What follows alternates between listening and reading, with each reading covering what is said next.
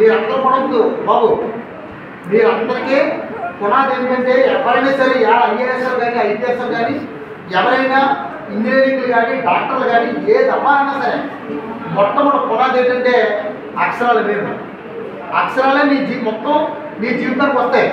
ఈ అక్షరాలు నేర్చుకోకపోతే నువ్వు పదాలు ఏం గుర్తించగలుగుతావు? నువ్వు పాటలు ఎక్కడ గుర్తించగలుగు? అందుకోసం ఏంటంటే ఈరోజు మన హాస్టల్లో విద్యార్థులు ఎవరు సరిగ్గా చదవట్లేదు.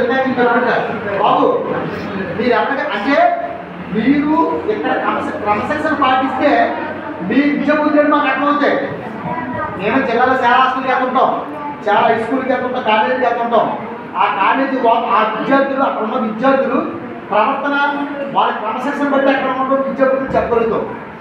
అందులో మాకు ఈరోజు విద్యార్థులు కానీ యువకులు కానీ బాబు అతి చిన్న వయసులో కొన్ని రకాల మత్తు పదార్థాలు అలవాటు పడుతున్నారు.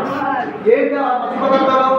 డ్రగ్స్, గంజాయి, సిగరెట్లు, గుట్కాలు, పాన్పరాలు, ఇలాంటి తప్పులాట్లు అన్నింటినీ కూడా విద్యార్థులు అలవాట్లు అవుతూ ఉన్నారు, అలవాటు పడుతూ ఉన్నారు.